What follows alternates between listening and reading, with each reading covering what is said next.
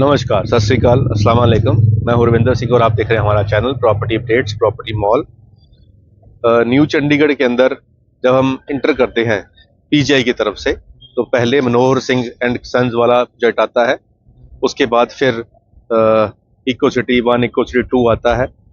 अब इस एरिया के बाद ओमेक्स के प्रोजेक्ट आ जाते हैं और डीएलएफ आ जाता है या अल्टस का प्रोजेक्ट्स आ जाते हैं।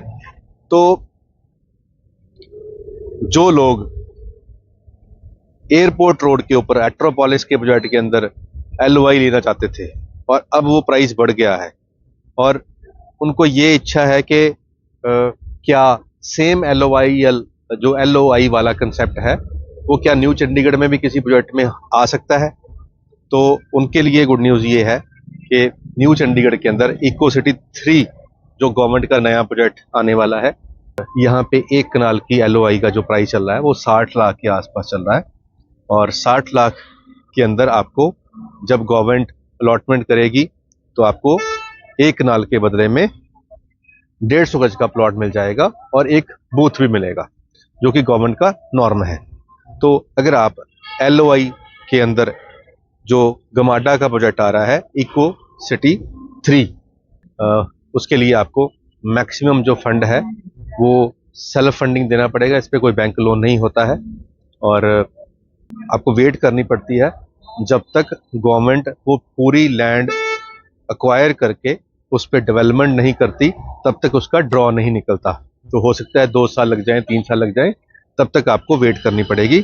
लेकिन ये इंश्योर हो जाएगा कि जब भी वो प्रोजेक्ट डिलीवर होगा सरकार की तरफ से तब आपको वहां पे एक प्लॉट ड्रॉ के अंदर जरूर निकलेगा और एक बूथ आपको जरूर मिलेगा। तो 60 लाख की प्राइस आज की डेट में यहाँ चल रही है और 60 लाख देकर आपको हो सकता है 1.5 साल 2 साल वेट करना पड़े, लेकिन गारंटी रहेगी कि सरकार की तरफ से आपको प्लॉट जरूर मिलेगा।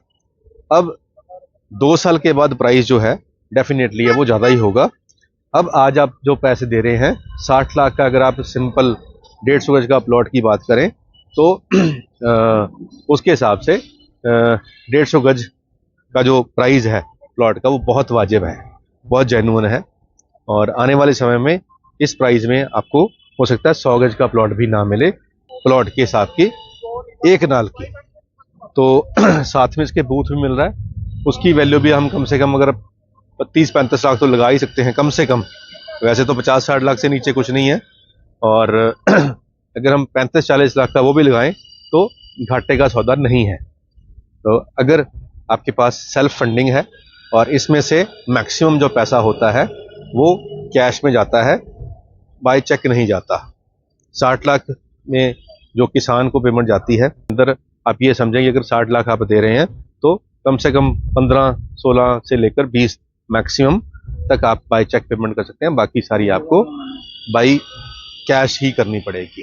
तो ये चीज़ें आप ध्यान में रखें जब आप एलओआई के बारे में सोच रहे हैं, एलओआई में इन्वेस्ट करने की बारे में आपका प्लान है तो ये ज़रूर ध्यान में रखें कि मैक्सिमम पैसा आपको कैश में पे करना पड़ेगा, क्योंकि मोस्टली जो किसान है वो वाइट पेमेंट नहीं एक्सेप्ट करते, वो कैश में ही एक्सेप्ट करते हैं। ये सच्चाई है, ये इनकम टैक्स वालों को भी पता है, ये तहसीलदारों को भी पता है, ये रेवेन्यू डिपार्टमेंट को भी पता है, पर फिर भी ये चल रही है। लगता था कि बिल्कुल बंद हो जाएगा, कैश ट्रांजैक्शन बंद हो जाएगी, नोटबंदी के बाद लगता था कि जी बिल्कुल कालाधन समाप्त हो जाएगा। ऐसा कुछ नहीं है, सब कुछ वैसे ही चल रहा है और लोग ये ट्रांजैक्शन कर रहे हैं और सरकार की नॉलेज में है सब कुछ।